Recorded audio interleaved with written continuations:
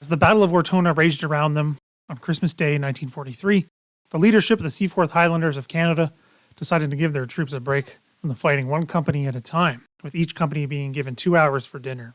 As recorded in their war diary, preparations were made as the setting for the dinner was complete and long rows of tables with white tablecloths were set out. Each man was to be given a bottle of beer. This would go along with candies, cigarettes, nuts, oranges, and apples, along with chocolate bars.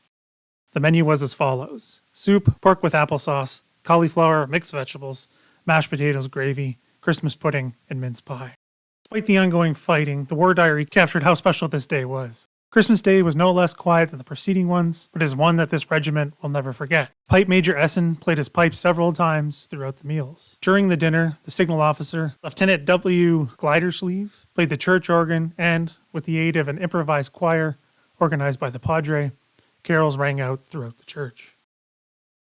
The church of Santa Maria di Constantinopoli became famous as the site of the Christmas dinner of the Seaforth Highlanders of Canada, as it served as its headquarters during the battle. This photo was often used to illustrate the dinner and how the troops were pulled back from the front line for a short period to enjoy a meal.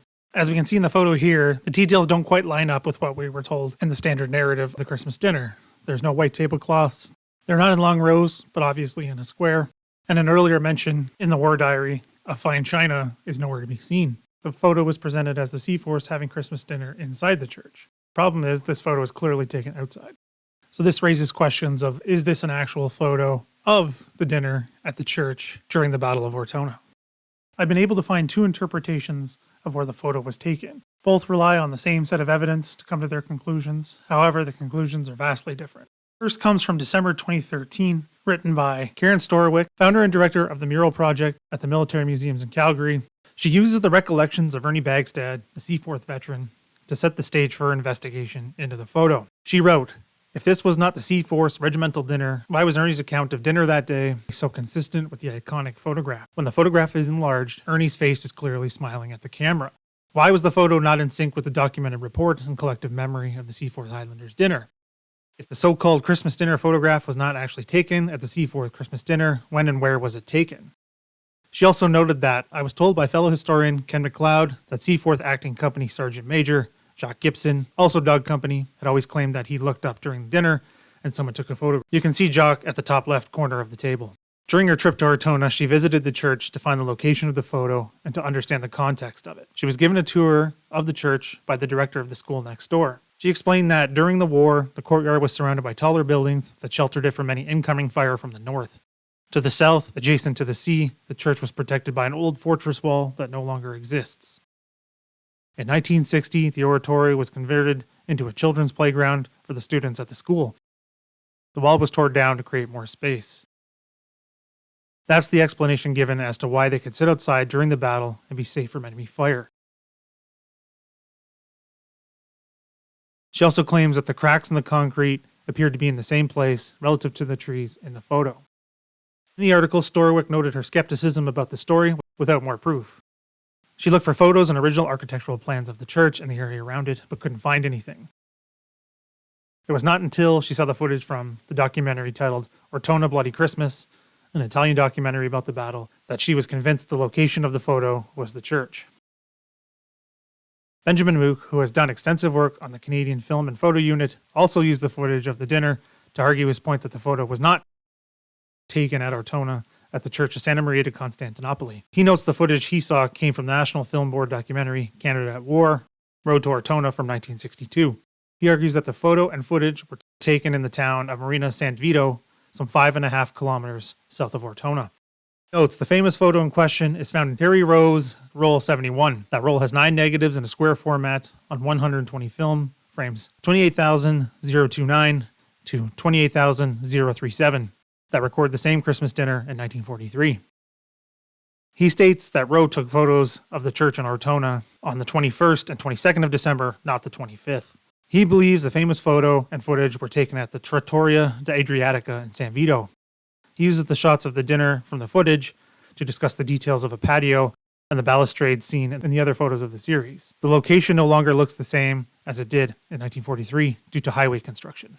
He does not believe the claim that Ernie Bagstad and Jock Gibson are in the famous photo, as he wrote, "As part of D Company would have been the last group and would not have made their way to the church until 6 p.m., an hour and a half after sundown.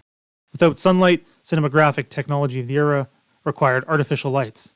The film was just not sensitive enough. He notes how there was concerns over light appearing through the church after sundown by those in there, as it would draw enemy fire.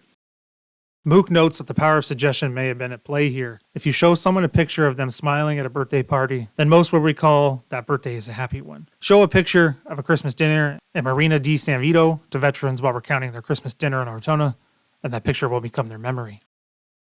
I've included links to both articles in the description down below. I've done my own digging on the Battle of Ortona because I've been working on several videos related to it after a trip I took there.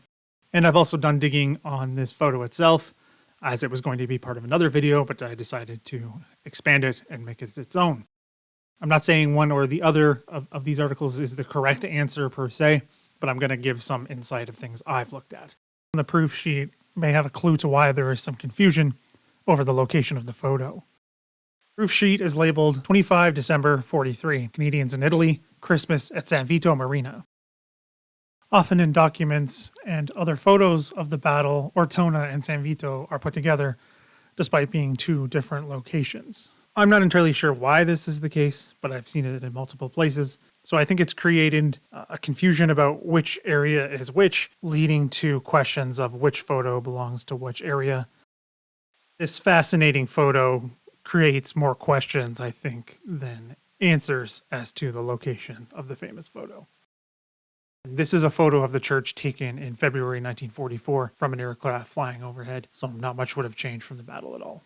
It gives us a view of the back of the church where the oratory was and where the dinner was supposed to have taken place if it was at the church. So there are a few other buildings around that may have been the other buildings seen in some of these other shots from the same roll as the famous photo, but we can't see the other side. What you can also see in this photo is the wall discussed in the Storwick article. You can see in this footage I took that's no longer there. You can see the church has another building next to it directly in the aerial photo from 44. My footage, there is nothing next to it anymore. So that does line up with the details being told to Storwick that those older buildings and walls were there at the time, but they are now gone. Do they look big enough to stop mortar fire? I'm not too sure about that, but it does line up with Storwick's story. Do I think this aerial photo rules out the church being the location of the famous photo? Not exactly. There are details from both Mookk's article and from Storwick's article that from both the photo from February 1944 and also from the ground today. So I think just raises more questions about where the famous photo was taken. With all that said, and hopefully you read both articles, where do you think that famous photo was taken?